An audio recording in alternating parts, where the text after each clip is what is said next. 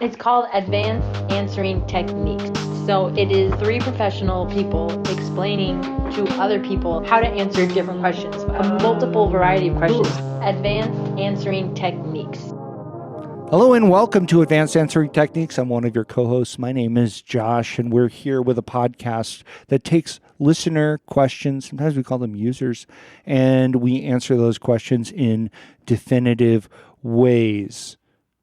I'm going to introduce you to the other two co-hosts here. I'd like to get them to respond to a question of my own. There's a knock at your door. You open it to find a crowd. You recognize many of those gathered as your neighbors, and their faces wear the expressions you've come to expect. They explain that as the weather warms, they've grown increasingly aware of a rotten seafood smell coming from your garage. You say, of course, as we've discussed, the raccoons have their part of the garage. There are a lot of crawdad shells and other byproducts in there, and my hunch is that's what we're smelling. They don't particularly care to dispose of those, and I don't have a ton of control over what goes on over there. The neighbors make strong suggestions that you go in and at least remove the crawdad debris. You say, that sounds great. It's just not feasible. Because of the very loose gun regulations in our beautiful free state, the raccoons were able to purchase guns. They are heavily armed. That's not exactly true. I mean, the raccoons were legally able to buy guns, but that's not why you're not dealing with the raccoons. What's the real reason? Caleb? Just because I'm not afraid of raccoons with guns doesn't mean I don't respect them for what they've accomplished. Right. Who am I? Let's see where this goes. In other words, the fact it is kind of for you, it is kind of that they do have the guns, but it's not that you're scared. No. Yeah. I'm not scared of them having guns. I'm just, I am like, who am I? Yeah. Because of how, like, these are raccoons who found ways to exploit the laws of the state. Right. And they had a vision. The vision was we would love to own guns, and they did everything that they needed to deliver on that dream. Yeah, they learned how to write and speak English and do all these things in order to change those regulations. A raccoon gun lobby. Oh, I had all these kinds of things. I was not aware of that. I don't know about a lobby. I wasn't aware of that. No, but that makes sense that they were able to actually infiltrate the system. American politics. Yep. And so that came up to the point where I said, who am I? Yeah. You're just Meaning, like, who am I? I have existential confusion. Oh, I see. Because of how advanced these raccoons have become. It's not just who am I to oppose the raccoons. It's just who am I? I don't know what I am anymore. Yeah. Should I fight these raccoons? Mm-hmm. I used to be a man who would fight raccoons. Mm-hmm. But them owning guns now has changed the kind of man I am. Gabe? I get a cut. I get a crawdad cut. You get a cut of the crawdads. I get, I get first dibs if they end up with any, hoagies. Yeah. That sort of thing. Yeah, right. We've discussed previously that sometimes the raccoons turn things up and so you get part of that. And also that's interesting. You get a cut of the crawdad, so you do not want to remove the crawdad waste. No, I mean, to me, it's like I'm going to let you. The agreement we have is I'm going to let you do what you will, whatever, and I'll take all the flack. Yeah. But I get a cut. Yeah. So that's just clever. That's just a good way of sort of handling neighbors and sort of business partners. Yeah, I mean, do I want to get on the bad side of the raccoons? Not really. No. I've seen what they can do. Yeah. I've seen the power that they wield. I've wielded that power against other neighbors. Have you guys ever heard the folk song Crawdad Hoagie? I see. I had always assumed that was the singer. Oh yeah, but it's both. It's both. On my iTunes, I think it went the way it came up. No, you're right. Yeah, okay. It's confusing because it says Crawdad Hoagie by Crawdad Hoagie. What's the name of the album that it was released on? Beautiful songs. Oh, okay. Beautiful Songs by Crawdad Hoagie with his first single, Crawdad Hoagie. Yep. No, I haven't heard that before. Sounds like a real winner. Yeah, it's good.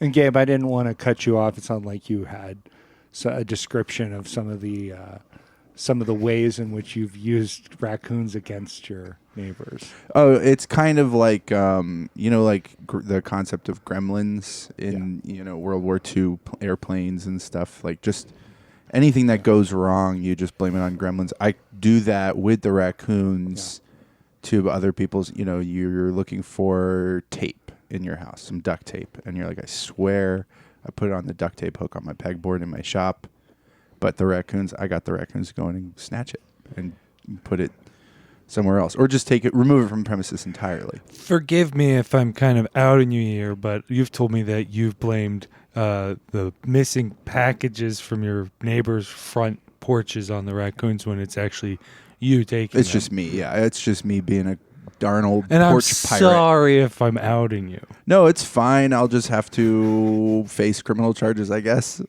We've got a lot to get to today, guys. We last week had some corrections, and I think this week, am I right? We've got some corrections this week. Josh, you had one. I had one. Yes. I wanted to get to. I said last week that there was a quote from either W.H. Auden or We didn't T.S. figure this part out.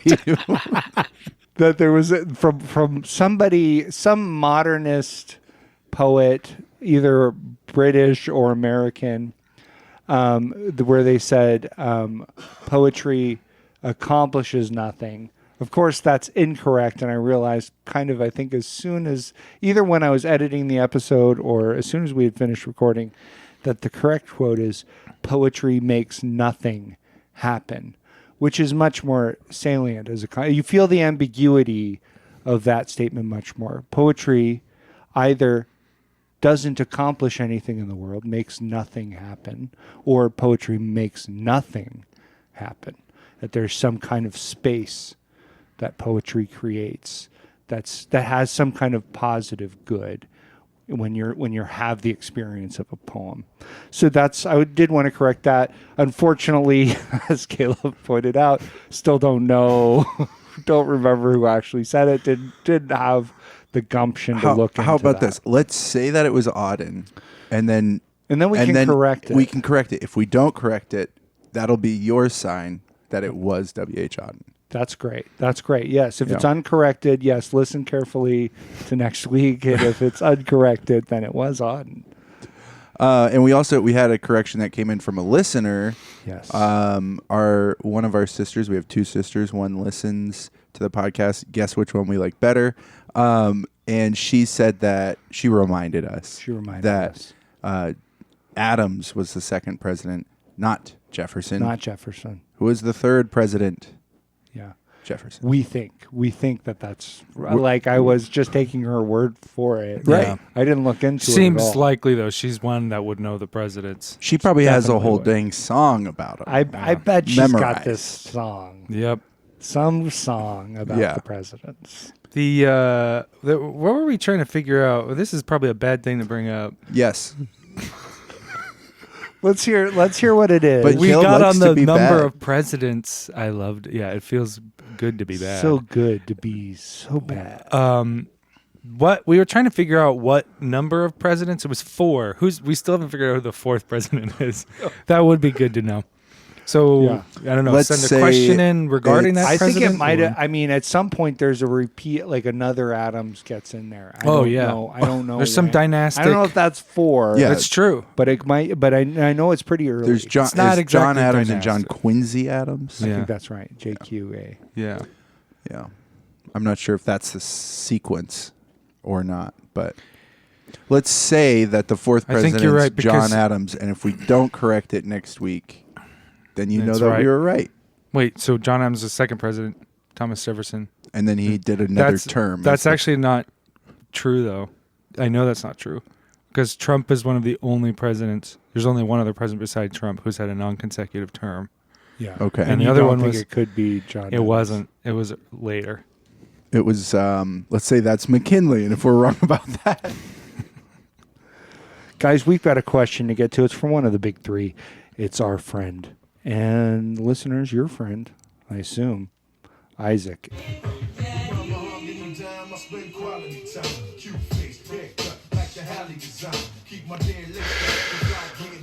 What's the best tasting weather? I wonder. Okay. A lot going on wow. there. Remember we had a question from this particular questioner asking how to be the best because they're competitive. Then I felt like we had Steven come on strong with a sample at the top of his kind of introducing. But this happened before this was received. This particular question was received before Steven's went out. It's pretty interesting. It feels like there's some back and forth, but there really isn't because of There's some forth and back. There's some forth and back because of how these are produced. Anyway, I thought that was interesting. I don't really approve of music that sounds like that. I was confused at first because you said, here's Isaac, and then you started playing it, and I was like, I don't think that's Isaac. It's not Isaac. That was right, and that was I'll just take time right now to make a correction about that. Yeah. That wasn't Isaac. Eventually it did. This was a question from Isaac. That audio was part of Isaac's question, but you're right, it wasn't. I was like, Isaac Hayes, maybe, but I still don't think so. No, but he does sometimes, I think, make music that sounds like that. Yeah, I at least don't. close. Maybe even Isaac Brock. Isaac Brock. Maybe this is For Modest Mouse. for Modest Mouse. Yeah, kind of had some Modest Mouse vibes. Yeah, in that it was music. Drums. I heard the drums. Right. Not the kind of way the drums are played. No, it's very different style of drums. But for a second, you wouldn't be really, you couldn't be blamed for thinking, hang on, is this Wait, Mouse. is this Float On? Oh, Float. Oh, no, that's not this song. Oh. Also, I didn't want to forget, and boy, I was so close to forgetting that Isaac's subject for this email was Sky High Blimpin' Pimpin'. Sky High Blimpin' Pimpin'. And there's kind of some cleverness with the I don't know, what would we say, typography between those? There's kind of some variation. Okay. In that. So that might be helpful for the listeners to know. I mean, I don't know what the great. song For me, was. this is really confusing. Yeah. But yeah, hopefully it's helpful to listen. Those things are all beside the point. They are. Yeah. Because ultimately the question is that Isaac is wondering what the best tasting weather is. It's funny that he's asking us, isn't it? So much of Isaac's life is about taste, I think. Oh, It's absolutely. about tasting things and about making things that taste good. Yes. And so little of my life is about that personally. That's not really what I get up to in my life. You don't taste things? Well, I do, but I mean, it's not like I don't. My livelihood doesn't depend on it, you know. Yeah. Well, you Yeah. have to have some taste Yeah. to do this.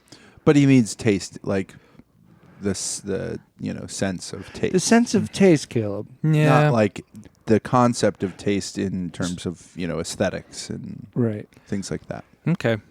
Thank you. I mean, I guess maybe I don't know that that's what Isaac's talking about. I don't either, but it does seem like if you're talking about tasting the weather, You can't eat the weather. you can't. Okay.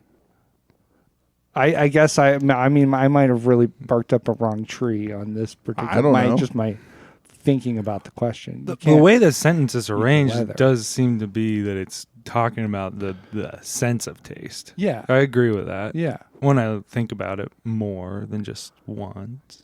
Yeah. You got that whole system locked down pretty tight. Well, yeah, I mean, look, there's things you want to think about more than once, and there's a lot of things you just want to think about once. Yeah.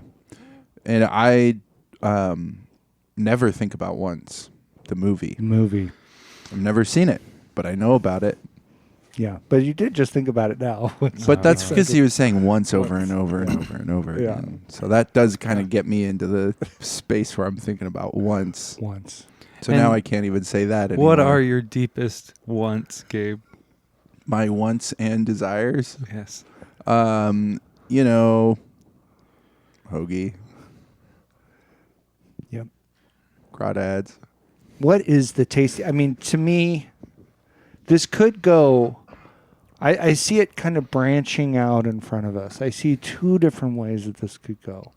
They're pretty different because there is weather that I think creates tastiness, taste like flavor and taste, and then there's weather that I think is much more like fundamentally bound up. Here's what I mean. Winter is a very tasty season, but the season itself has almost no actual taste because of how inert the cold earth becomes, the air around us. But it is the provocation for many wonderful smells and tastes. As inside. if we want to make up for the dearth of taste from the natural world, we go into our kitchens and we make gingerbread. We make gingerbread. Yeah. That was what I was thinking. Gingerbread specifically is very Well, that tasty. yeah, I just didn't. I thought, yep, gingerbread. Chocolate. Yeah, see, I did. That's Yeah, I think I started that- to think that, and then I got about as far as you did, and then I just said, nope, gingerbread. Yeah, what kind of chocolate treats do we have during those little stars? Truffle. Yeah, truffle. A chocolate those little orange. chocolate star cookies. A Terry's orange. Oh yeah, chocolate orange. That's it. That's what Caleb was thinking about. Yeah. Oh, so winter is often the occasion for the taste of a chocolate orange. Mm. But does that really make it a tasty I don't think a so. season? of Weather. taste? Well, he said weather too, right? He did say weather. So it's like that's true. It's even further removed because it's like we get certain weather Yeah. in certain seasons, but it doesn't mean we're definitely gonna have just this weather throughout this season. Yeah. Do you think? But we were having a little bit of trouble at the beginning, just thinking, can you actually taste the weather? But another something that's so closely bound up with weather is season, and season Is seasoning. is seasoning. Yeah. So these have to be related in some meaningful way, don't they? Yep.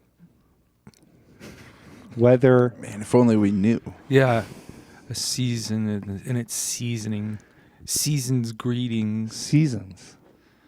and it's like okay, so wait, but season's greetings is one particular season. Yeah. Yeah. Nah, let's not go there though. That's a whole other thing. Yeah. Right. We don't care what the greetings of seasons are. Let's talk about seasonings greetings. Say hello to Spice. Yeah, say hello to Spike. Spike. One of the best combinations of spices. It's true. Delicious Spike. Yeah. No, I just agree. I was. Was there anything else? No. What? Okay, so is there weather that you would describe that comes to mind? Weather that comes to mind, or not? That you would describe as tasty, I to me it's or delectable. delectable. I had an experience once. I was out hunting, and you get up really early, so it's not the sun isn't out yet, and you go out and you sit in a field, hoping to see an animal that you can shoot. Mm. You go out, you see a lot of animals that you can't shoot, and the sun rises. And as the sun rises, it begins to shine on the flora around you. And as if it's awakening something in the flora, you begin to smell the smells. The heat from the sun heats up the flowers, the leaves. The smells. And you notice a difference in smell as you sit there in the field. And so it becomes more tasty. It's kind of like a big frying pan. The woods are a big frying pan. The sun is the heating element, and the oils are being, activated and released. Yeah, I was into thinking of the an soup essential of oil the diffuser. atmosphere. Oh, okay, but- that works too. Yeah, I was trying to relate it to taste and food. Yeah. So That's the tastiest weather, though. Essential oil diffuser, a little cloud of patchouli. I don't want to eat patchouli. Or not patchouli, peppermint. Yeah, Okay. I'm Chocolate. still thinking more savory. Okay, bacon, What do they have, like a curry scented essential oil? cumin. Yeah, exactly. So sort of a coriander. Yeah. Yeah, we'll go with Gabe's thing. It's a big skillet. Thank you. Finally a win. Yeah, I just was reminded of one time I was at the food co-op checking out, and it was a sunny day, one of the first sunny days of the year, and the cashier could not contain her excitement about this. She asked me, "What are you doing today?" And I said, "Oh, probably just going to try to get outside, get some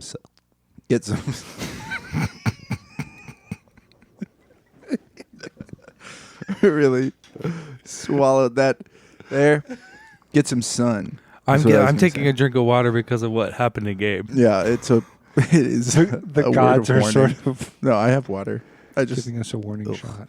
but anyway, I said I'm probably gonna get outside, get some sun, and she excitedly responds, "Oh yes, isn't this sunshine just delicious?" And it made me so angry. And I'm reminded of this every year on the first day of full sun, and it kind of offsets any mood improvement that would come with the arrival of sun. That is a shame. I would. It's kind of what you would expect, though. Seems like the kind of experience Yeah. you would have. Yeah. Yeah. Have you ever just gone out in the sun? You just open your mouth, get some sun on your tongue. Sun your tongue. I can't say that I have. It doesn't really work that way for me. I haven't either, and it's now it seems strange that I haven't, because it does seem like, think about how good it is for your body Yeah. to get sunlight. Yep. And I have my tongue like a moray eel just lurking in the cave that is my mouth, and I'm not letting it venture out and get any sunlight in there. And What if you did it enough and your tongue grew eyeballs? What if the only reason All right. your tongue There's a lot of the only reason your tongue doesn't have There are eyeballs so is many- because it's in your mouth a lot. but Yeah. no, I mean that's not true. That's not the only. You just said the only reason your tongue doesn't I said, have eyeballs. what if? Dude, What I if? think you're okay, being kind of okay. ungenerous. I think he just said that maybe that he didn't say that We is haven't- true. We haven't He's just tried it. Asking a question. Okay. None of us here can claim that we know for sure that if we exposed our tongues to sun enough that they wouldn't grow eyeballs. You just get a little node on either side of your tongue, and you kind of think it's just like a canker sore. What are they called? Yeah, sure. Yeah, Yeah, and you're like like, a cold "Ugh, sore that's in your annoying." Do you just decide? And eventually you're like, whoa, wait a second. If I focus, I can see inside my mouth. But it's dark in there. There's no light once you have the lips sealed. Yeah. Well, you make a mistake one time and you focus and you open your mouth a little bit and it lets a little light in. I would probably not bite my tongue ever. Well, it's more bulky now because there's eyeballs on it. Okay, maybe I'd bite my eyeballs. That's what I'm worried That would about. be I guess. that has to be one of the great provisions that the Lord in his wisdom Yes. did not put eyeballs on our tongues, because we would be just biting our eyeballs. I'd like to The know, extra though, eyeballs. if someone wants to do that experiment, you know. Yeah. Um, Nothing And that- ventured, nothing gained. It would be really fun too to trick, I don't know, like one of your kids, and they've got like a lollipop, and you're like, "Hey, let me see that," and then you like lick it yeah. because it's kind of like 'Cause you have seeing because you have eyeballs. eyeballs on Yeah. your tongue, and your kid would be like, not like probably wouldn't be excited about it. No. Or maybe they really like your eyeball tongue. I don't know. It just seems so fraught to have eyeballs on your tongue. I don't think I'm just it's thinking worth it. I don't think it's worth it. I think there are some things that we just don't need to know. Actually. What are the potential upsides? Yeah. Tricks on your kids.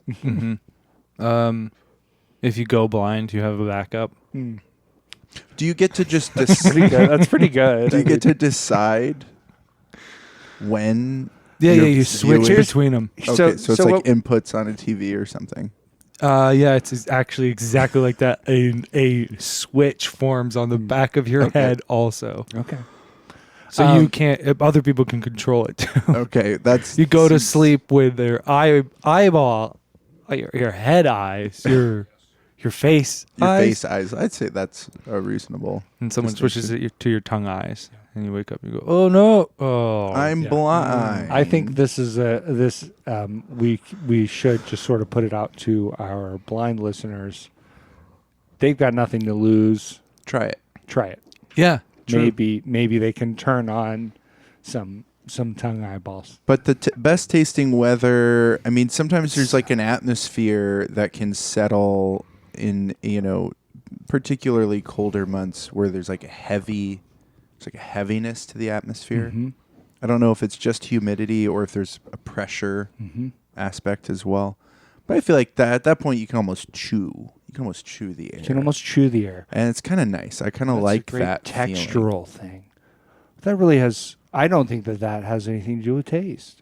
I mean, I think taste and texture are pretty inextricable, Josh. Well, they're certainly related, but are they inextricable? Definitely not. You can have a banana Laffy Taffy. Yeah. It's delicious. Yeah. Well, but that's a different issue because those bananas are no longer. We don't eat And those I can bananas. That's true. there are so many liquids that are delicious that have all the same texture. Yeah, I mean, so I guess I'm working from like I really do not like pureed soups. Yeah. You know? So you feel that there are certain weathers that are basically pureed soups. No, that's not where I was going. Okay. Are you talking about Chew and Swallow? The No. town of Chew and Swallow? What? What's that? Cloudy with a Chance of Oh, Meatballs? I've never seen it. It's not a. I'm not talking about the movie. I'm talking about the The book. I've the never freaking seen it. book. The freaking book. Cloudy with a Chance of Meatballs. There's a pea fog. Mm. Be like Yes. peas. Yeah. Because okay. people say this fog is as thick as green pea soup.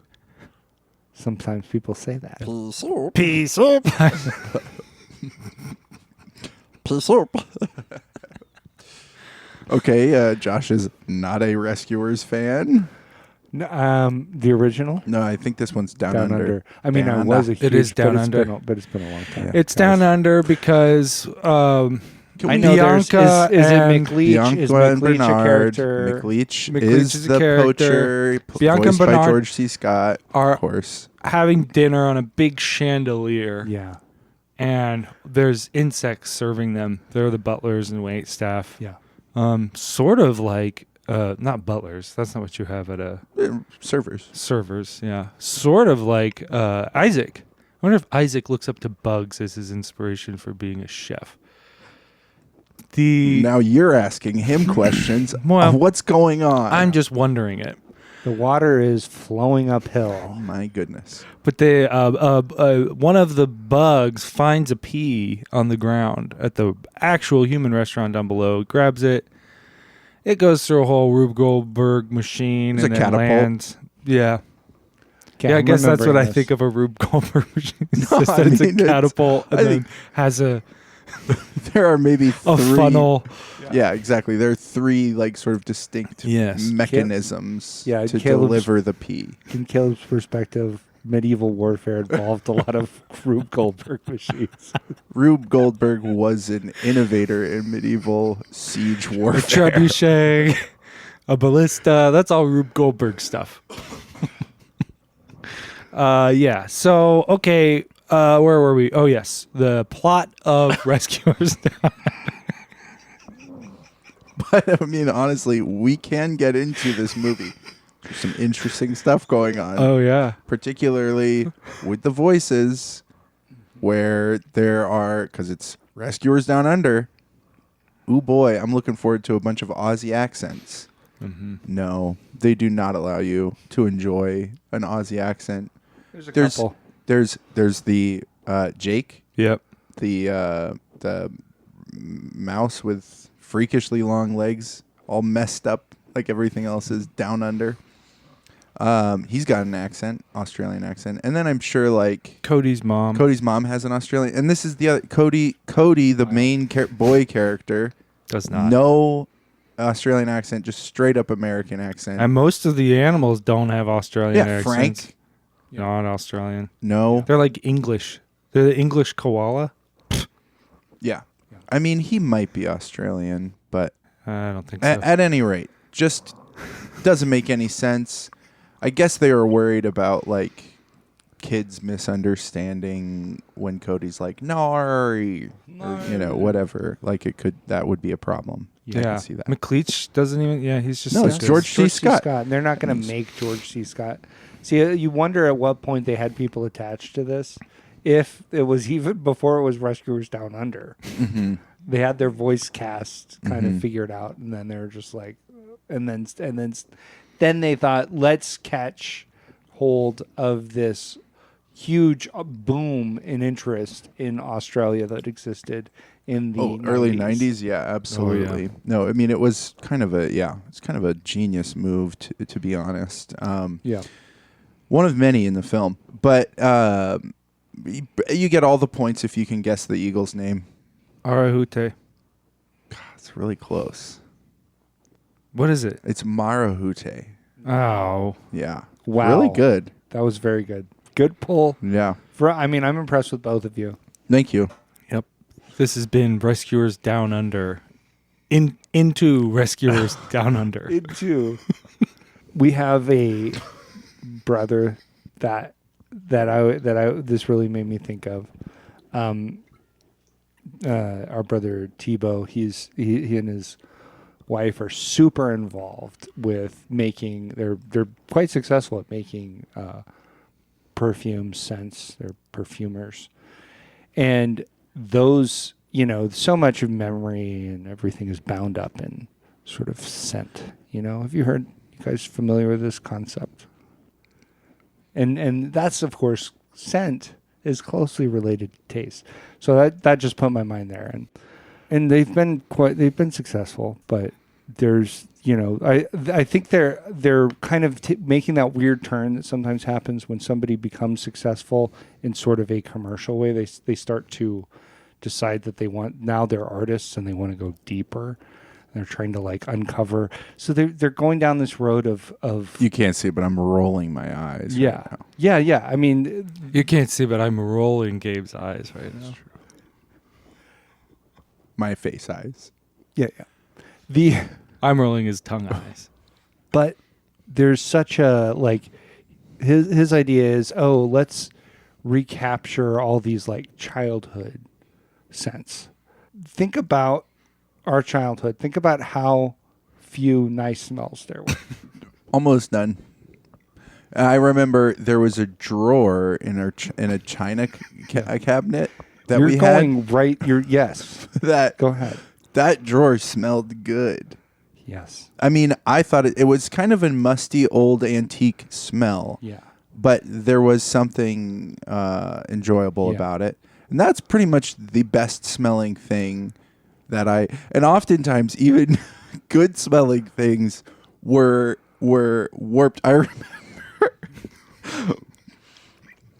we had a Dodge Caravan, I don't know what year, probably, late 80s or something, and I know where you're going. And somebody spilled a bunch of milk in the back into the carpet on the floorboard of it was absolutely disgusting.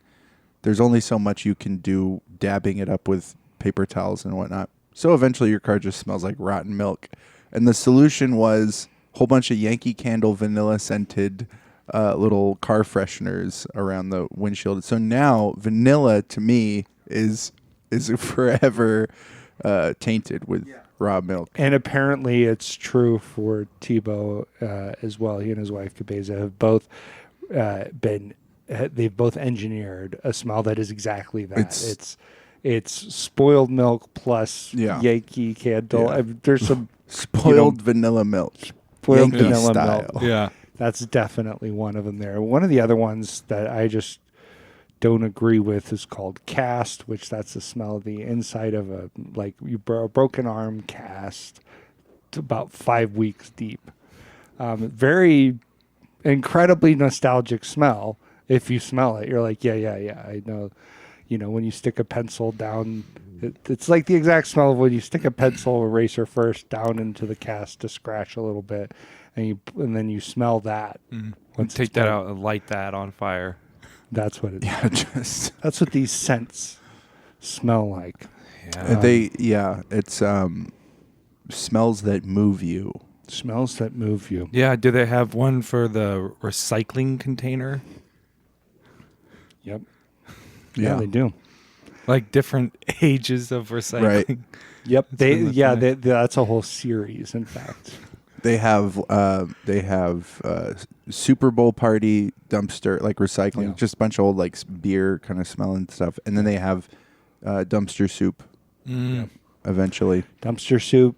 One of the ones I don't think it's a great smell, but it's very evocative, is grandma's car, and it smells like hidden cigarettes. Yeah. Yeah.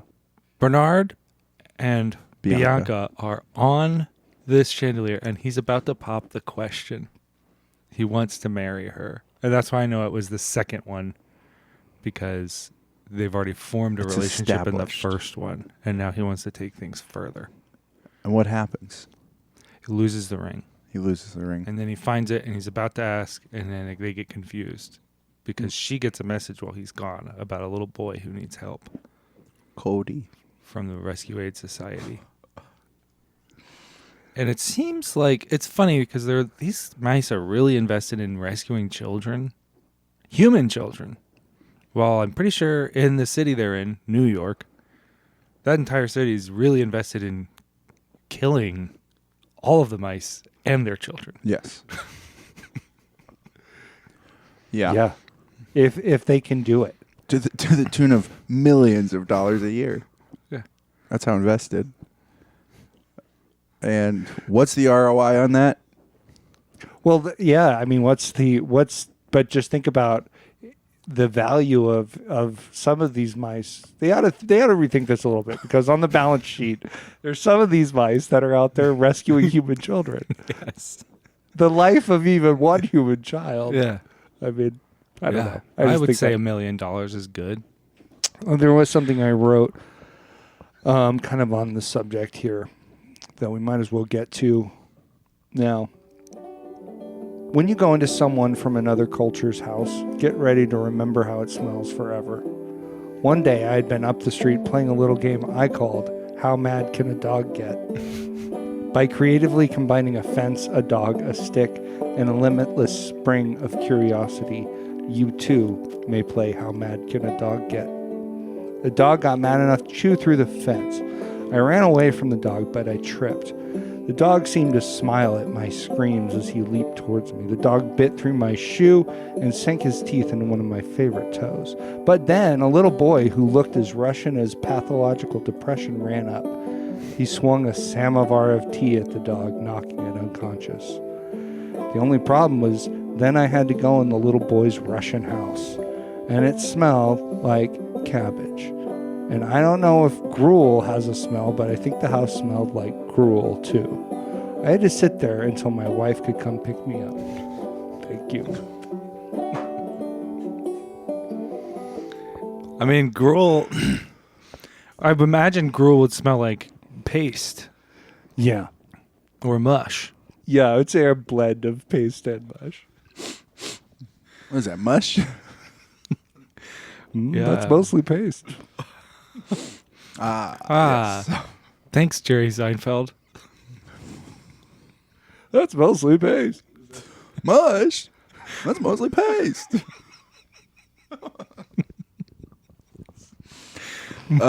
Mush? That's what I say to my dogs.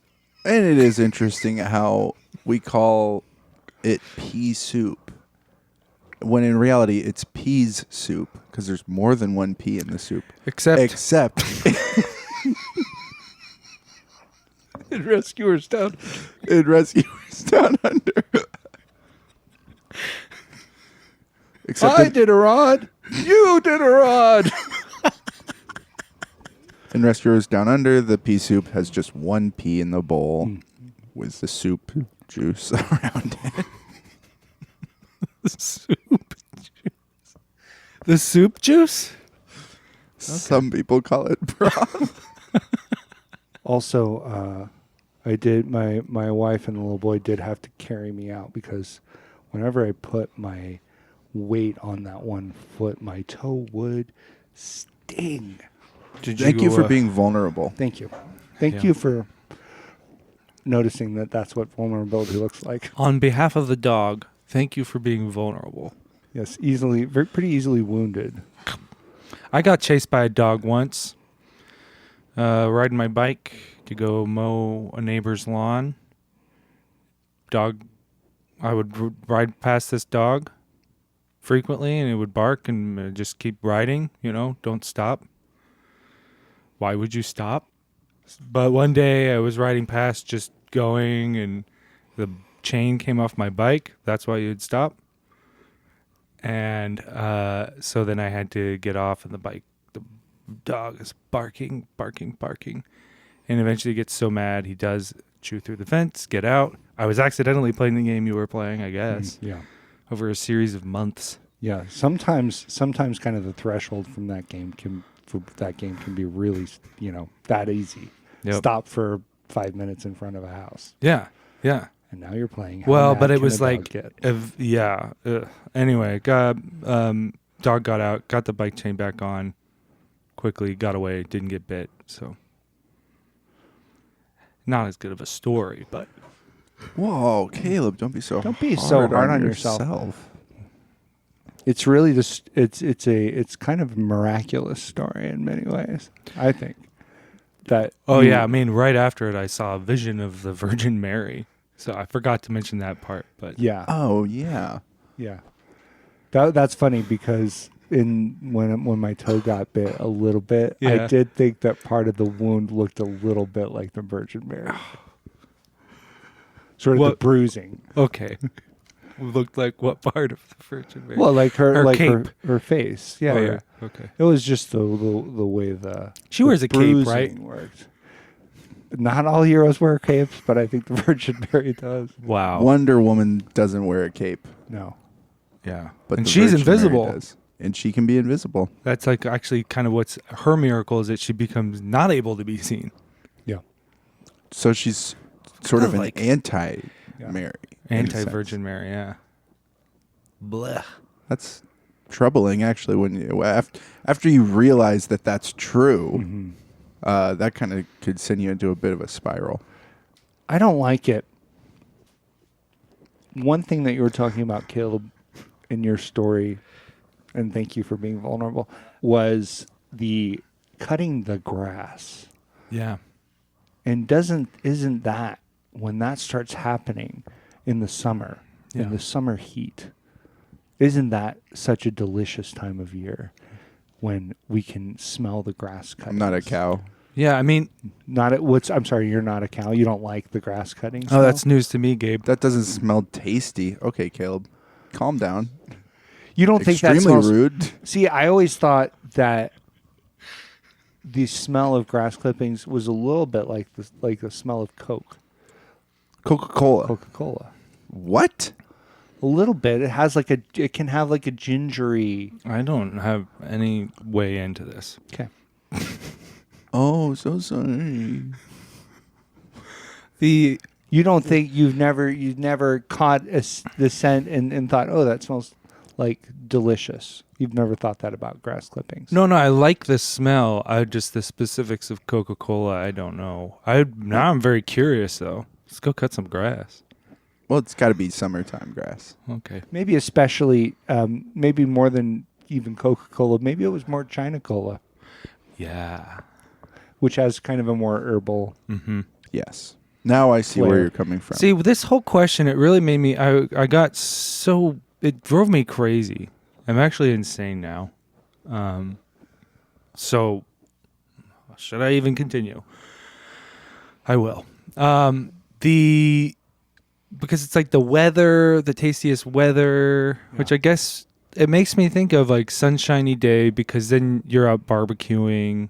You know, And again, you're adding to it all. To me, that's weather. That is somewhat weather as provocation for good smells, right? And tastes And specifically. tastes, and taste, smells, and taste. These things are so closely related, Gabe, that I just have such a hard time. They're inextricable, They're huh, Josh? inextricable. Okay. That's not texture though. It's not texture. So anyway, that is, to me, that's like the only real answer, though. It is the provocation for so many smells, but then there are and tastes, beautiful flavors, but then there are. It is the only weather that really is not only the provocation for that, but actually contains them itself. Like in, again, and maybe Gabe doesn't feel this way, but if you smell, like if you walk past a low bush, and it's kind of a heat sink in the late afternoon. You walk past that, and there's a perfumed air just drifting off of that. Yep. I don't know that that's specifically like a food flavor, but it's a very delicious kind of experience. Yeah, I'd say the most delicious weather to me is so hot you can fry an egg on the sidewalk. Thanks so much for listening to Advanced Answering Techniques. If you'd like us to treat your questions this way, you can send them to advancedansweringtechniques@gmail.com. We're looking for an audio file about a minute in length. Any audio file. And really, width. Guys. And width. Yeah. A square file. 1 square. A minute square. Yeah, don't make it super long and Right. not wide. It has to be as long as it is long. Yes. Yeah, I mean, that's, to me, goes without saying. That is what we've been doing. Sometimes the files don't come through because they're longer than they are long, and that just doesn't work. Anything else we need to deal with right here at the end in order for Isaac to feel like he's got his money's worth? Okay. I was thinking I might just give out my social security number. Don't do that. Don't do. You can do that. I mean, I'm just for your benefit. I'll bleep it so that it doesn't go out, so that you're not exposed to sort of identity mishaps Mm-hmm. Okay. or malice. 254-369-6666. Oh wow, one of those 10. No, phone number. It's not social. Oh, it's a phone number, not a No. social. Well, yeah, it was too many. That's who you have to Just call. take off one of the sixes on the end. Oh, okay. So it is just 666. That's bad. Yep. Listen, I'm insane and I don't know math. Bye. Bye. Bye.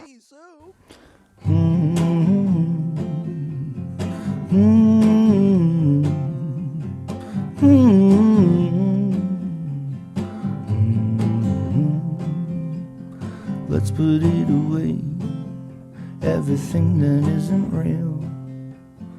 Force it into the barn, every exit sealed. You get the latch, I forgot a match. Do you think you got a match? I forgot the match. Who could mourn the subtraction of every weightless abstraction? No, the taste is sweet, hidden like the sugar in the beet.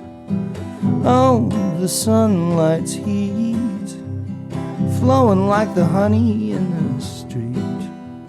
The river and the creek winding ways across the summer's cheek. Oh, the taste is sweet. Oh, the taste is sweet.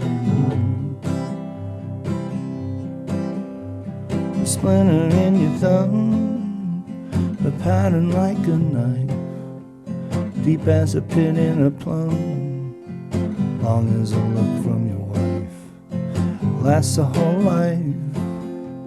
The fan makes a breeze, flows past your chin, the sizzle of the breath you're breathing in. Oh, the taste is sweet, hidden like the sugar in the beet. Oh, the sunlight's heat, flowing like the honey in the street. The river and the creek, winding ways across the summer's cheek. Oh, the taste is sweet. Oh, the taste is sweet. The honey in the street. Oh, the taste is